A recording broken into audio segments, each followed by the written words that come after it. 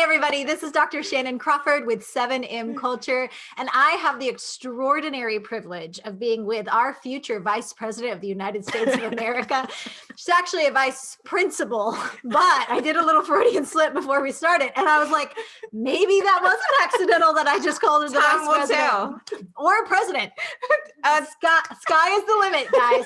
Okay, so she is a vice principal at a public school. Good. She's phenomenal. Aww. Incredible woman of God. She is a leader, and she is going to be making policy and curriculum, and she's going to the state and national level. So, you know, some things come out of your mouth accidental, and then before you know it, truth can prevail. So she is amazing, and she has recently fostered a young lady and completely changed this woman's life and the family that she is now going back into, and just this heart of reconciliation. Amen. And I love Anita. She is beautiful. She's intelligent. She's wise. She's humble, and she's grateful.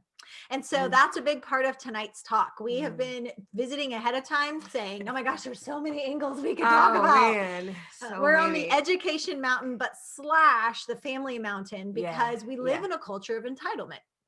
And we can all say we shouldn't be entitled. But one, how do we even know when we are? Because it's in all of us. Two, it's a big part of our culture and the way that we're training ourselves and others to think of that somehow the government owes you, the school system owes you. And if you don't get it, you're a protected entity that now needs to be offended. And it's creating a culture that's actually really toxic. It's not empowering, and it's not creating initiative and drive and the grit that's required for actual success based on research, not based on opinion. But Angela Duckworth, her work on grit is phenomenal, where she did thorough analysis of every person who's the pinnacle of their mountain. So whether that's education, if you're a professor, or if you're a screenwriter, or you're an athlete, or whatever industry you're in, it really requires grit, and just handing things to people is actually not good for them. And then it creates this spirit of offense and entitlement that then you owe it to me. And we as a country are very generous, and we love that about our country, but we don't want that to turn into you owe it to me, because that's not healthy in any relationship. It's not healthy in a marriage. It's not healthy in parenting. It's not healthy in your relationship with God. And it's definitely not healthy in your relationship with your government and the way that you're going to vote and the way that you're going to lean into politics. Because if you think that there's this mother government out there that's supposed to do everything for you, what you're doing is handing all your freedoms away to somebody very far away who doesn't know nor care about you. You're a number that then they now have to mass produce a ton of resources, doctors, health, all the things, so that then it can trickle down to you, Joe Blow, that nobody knows and doesn't care about. And so we're talking about the entitlement in our culture and how that shows up in schools and in families. And how do we even recognize when that's happening, and how do we pause now that somebody is at the door? Okay, we are back from somebody knocking on the door. You know when you're low budget, when it's in your house office. Anywho, love it. Homemade equipment. Love it. We're starting with the humble beginnings here, people. That's right.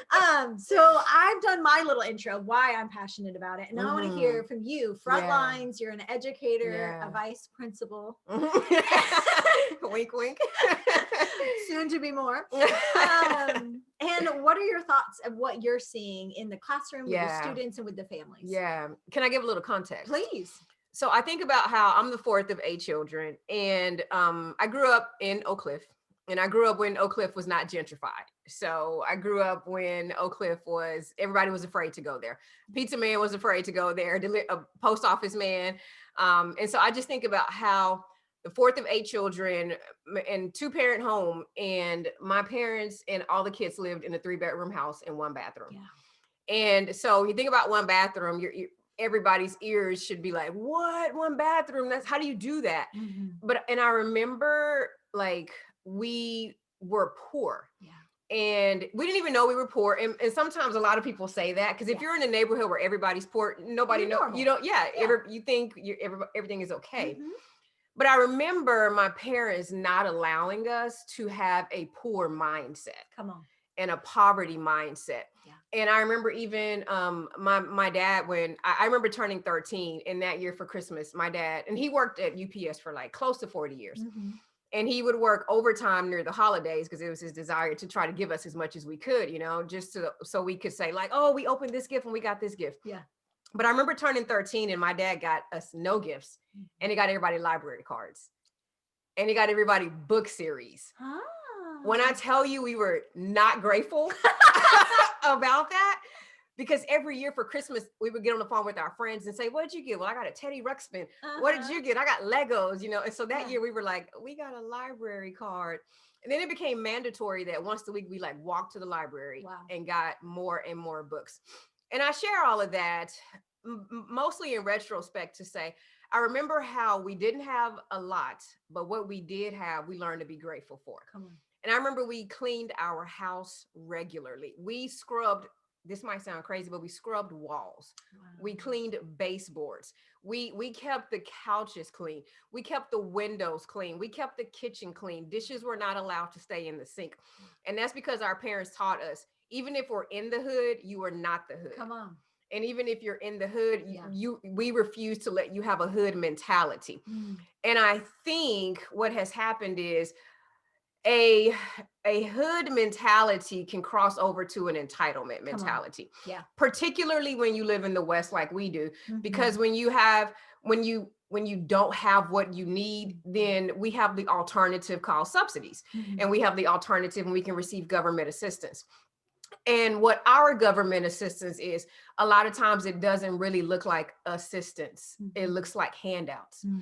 And as a vice principal in a public school, what we see on a regular basis is we see those who are not necessarily being assisted, but they want more handouts. And when you have handouts, that can creep into the attitude of, I like this handout, but I want another one. Right. And I want another one, and I want another one. And like, to speak transparently, when I'm in a school, and if we serve breakfast to our students, and then if we serve snack and we serve lunch, free and or reduced lunch, those things are great, right? And then we serve dinner and we serve after school programs. Obviously, because of COVID, a lot of those things are minimized and some of those things are zero.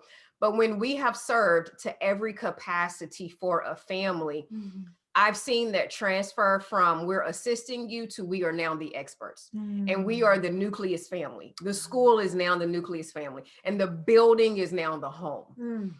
And so even when parents need the school to provide this assistance, you can need and still be grateful. Yes. At the same time. Yeah. And what I see missing is the spirit of gratitude. Come on. And when the spirit of gratitude is missing, this is what it looks like. I will get an email with the complaint in all caps. That's when the spirit of gratitude is missing, because you can need something and still have gratitude. Because I need things, and I've been, and there's a spirit of gratitude that's consistently being cultivated in me. And so when you need something and when you think you are supposed to have more, then that looks like a parent coming to the school building and demanding right then and there to talk to an administrator, and then yelling when that cannot happen. But when you need something and you have a spirit of gratitude, then you can come in and it looks like, I would like to speak to an administrator. And then maybe the front desk person says, oh, I'm sorry, they're not available. Oh, can you let me know when they are available? As opposed to tell them to stop whatever they're doing and come and talk to me right now. I am number one priority. I am number one priority. And so what I see happening is, I remember as an 8th grade teacher, I taught 8th grade for 3 years at this one particular school in southern sector of Dallas. And when I was given the classroom, I was telling you this earlier, the classroom had 2 broken down bookshelves, and the slats in the bookshelves were leaning like this. All the dictionaries were in 3 pieces. Like one Merriam dictionary was in 3 pieces. So the kids were saying, who has the A to F? Like, that's literally the language of the classroom. Who has the Q to Z? And they were like sharing dictionaries that way. The slats in the bookshelves were like this. Paint on the wall had started, like, just stripping.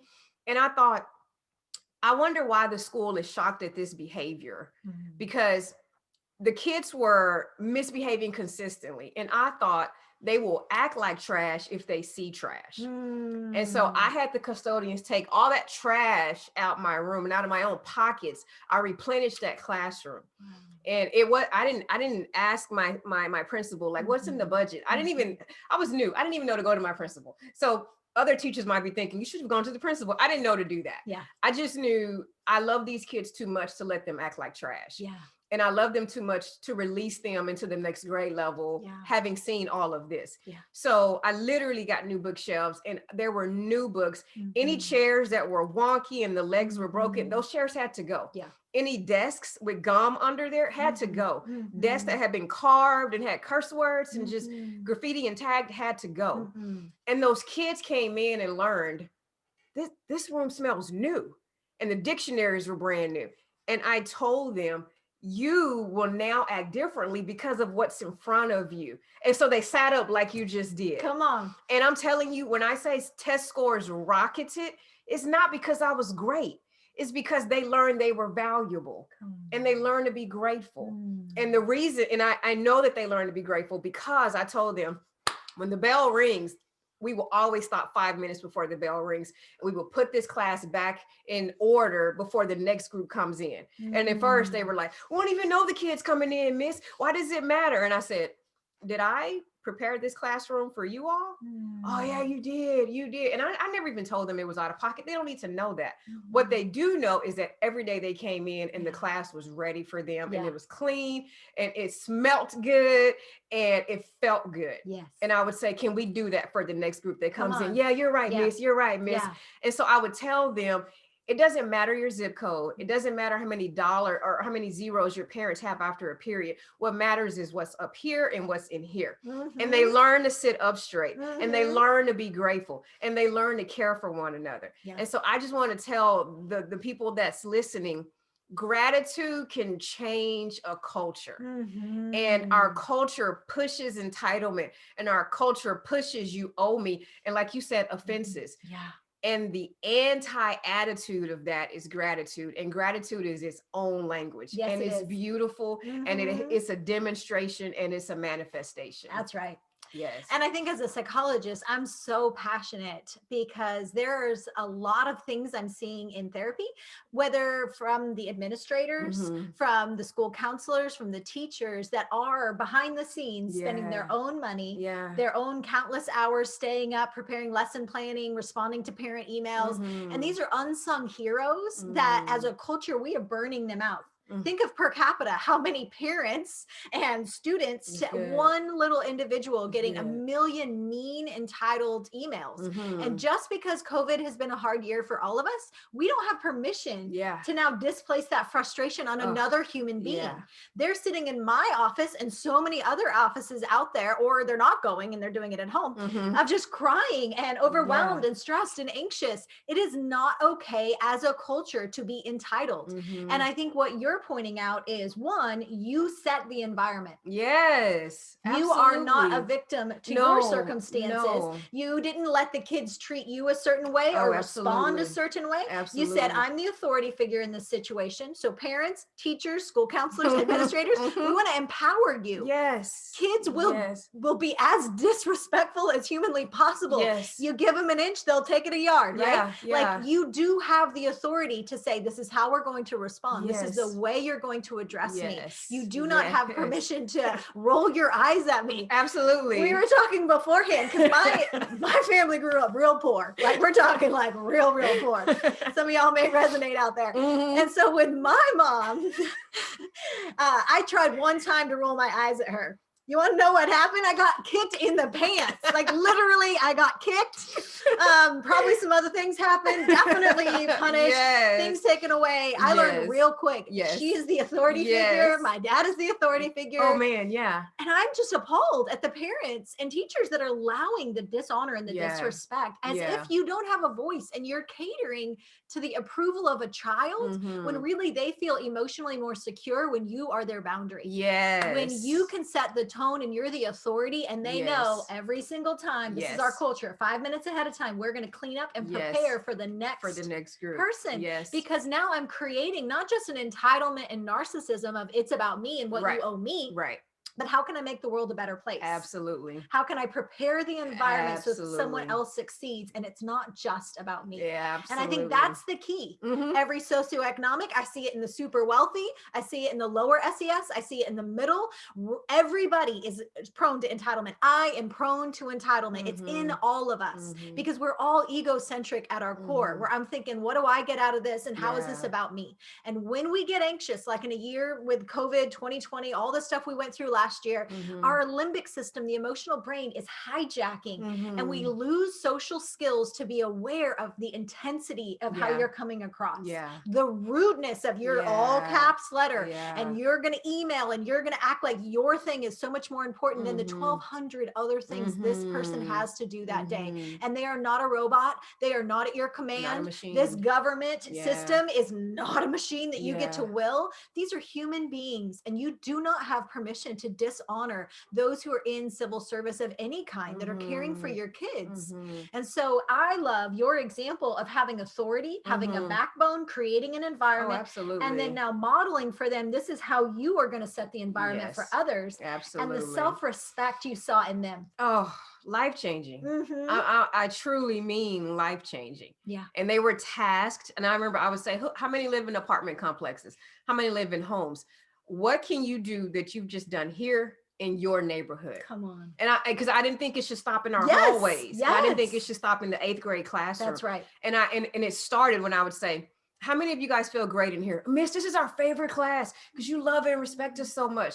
And then I would say, what can you do now in your Spanish class that you've done in here? What can you do in your science class? I didn't think I'm great. I'm a great teacher. They love me. I thought stops here. I thought this is great, but it needs to be reproduced. Come on. It's supposed to be multiplied. That's right. And that's one of the reasons I stepped out the classroom, because I thought it's not fair that they just enjoy it in here. I want to multiply myself and give this gratitude away and give this culture of thankfulness away and give this culture of, I want to be anti-poverty mindset. I want to be anti-entitled. I want to speak a different language. So I literally would task those students with, what went well in your Spanish class today, because you directed it, because you, and I'm like Come you're on, sitting self-esteem. up. Yes. And they would say, Miss, at one point it was 2 kids who were acting this way. And I told them, Miss Scott wouldn't allow that. We don't do, that was the norm.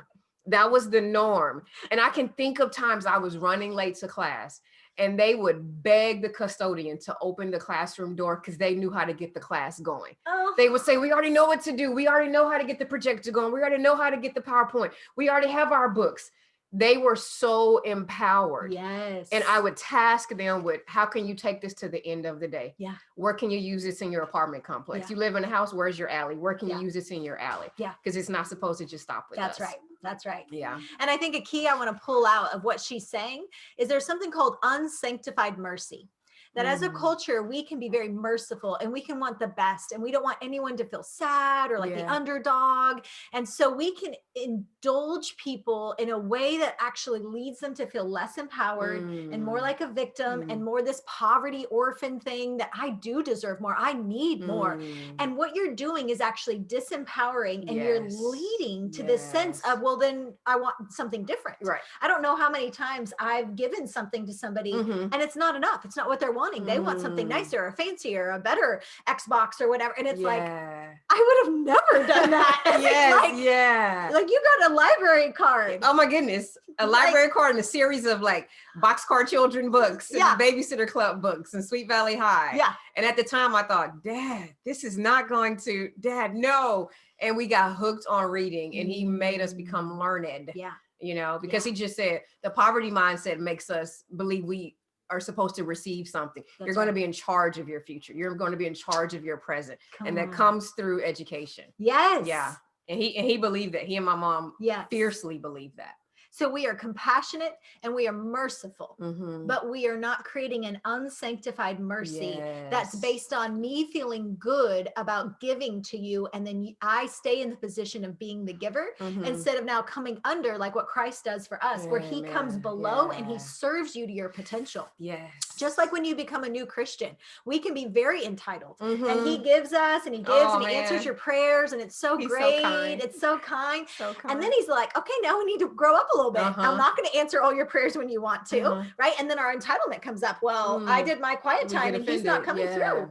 I mean, I did it God's way and it didn't work out the way I expected. I got fired. I didn't get the money. I didn't get the promotion. I didn't get the relationship. As fast as I thought. Exactly. It's not on my timeline. Guys, this is in all of us and it pervades all of our culture and our human psyche, that we have an unsanctified mercy where we think as a culture, if I just give you enough, that somehow that's going to make you do great things in life. Yeah. And it's actually the opposite. Yeah. Normally it's in the squeezing when life doesn't go our way, when we have delays and obstacles and something turns on the inside of us, especially if we have someone like Miss Scott, who's like, I see potential in you. I see you as a leader. I see you as capable of cleaning up after yourself and being a change agent in your Spanish class in your neighborhood. And it doesn't just stop here, because we're creating a lifestyle of you being an influencer. And I'm here to inspire you, but I'm not here to do it for you. Oh, that's right. Oh, that's right. And that makes a huge difference in the self-esteem and the confidence.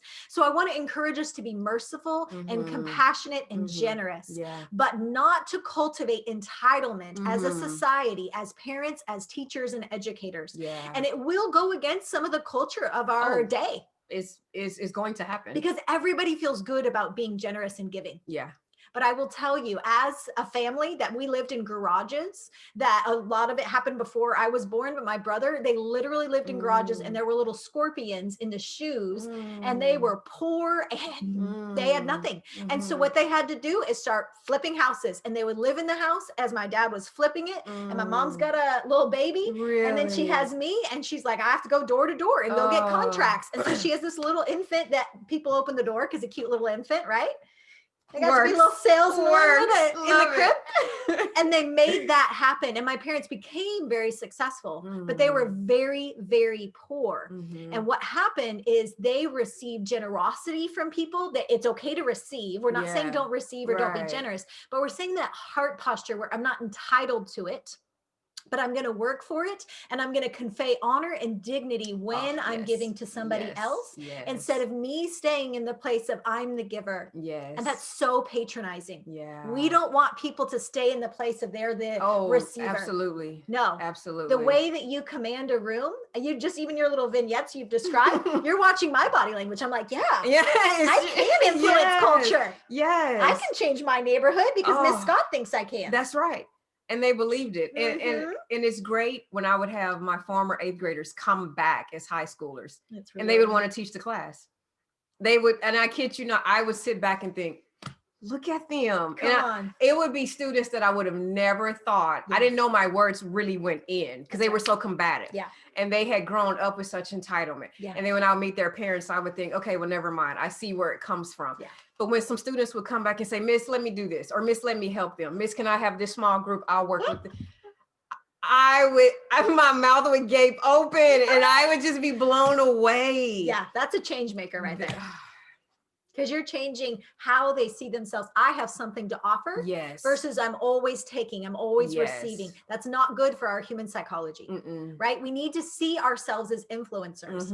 And so just a couple more terms. Authoritative leadership is very different than permissive or authoritarian. We come from generations where we've pendulumed a little too far.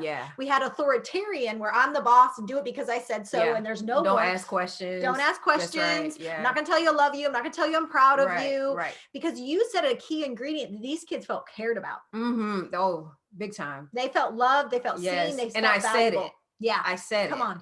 I didn't just say, I hope they feel it. I said it. You didn't walk in with the authority of like, I'm the boss, and you're just going to do what I said. Oh, no. I told them we are building this culture. Come on. I did. I said, I would always say, imagine I just dumped out a bucket of Legos. I don't want to build this by myself. And I would tell them everybody has many pieces.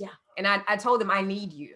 You know, and then I did tell them, if you all decide that this isn't going to work, I can turn into the dictator. And I had a swivel chair, and I would often, every year, I would always start off the first week by saying, this is who Miss Scott is. But if you all say, we're not going that route, and I would turn my swivel chair and go, I can be the other person. but I don't want to be that person. You choose. Yeah. And I would tell them, you choose. And then I would say, and occasionally you all may lose your mind.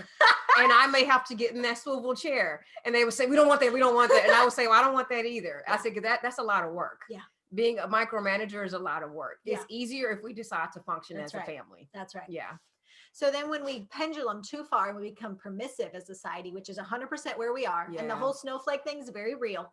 People have lived through Great Depression, World War I and II, Black Plague. We've lived through a lot of things as culture and society. And now to have little bumps freaking people out and they can't cope and they can't manage, that is our onus. That's our responsibility to not create a permissive environment, especially where you are a helicopter and you're rescuing people out of things. What it says is, I don't believe you're smart enough and capable enough to do it without me putting my little hand in there. Yeah. Again, unsanctified mercy. You think you're helping, but we have to be spirit led. That's good. We have to know, is this what they need? Yes. What they really need is scaffolding. They need somebody to believe in them. They need the eye contact to say, I see you, I value you, and you have what it takes. And I'm your safety net if you need me. I'm a resource. I'm right next to you. I'm not going to just, hey, you go figure it out. And I'm watching video games or social media, or I'm doing whatever. Like, I am here, I'm engaged, and I'm present, but also believe that you're capable.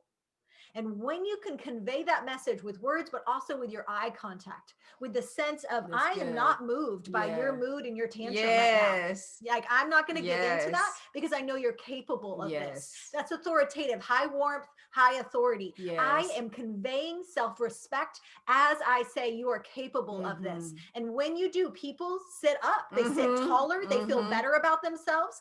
And again, they may throw a little tantrum at the beginning. They're fine. That's right. They're fine. That's right. That's so true. We will get over our emotions. That's but right. what they want is your approval. Yeah.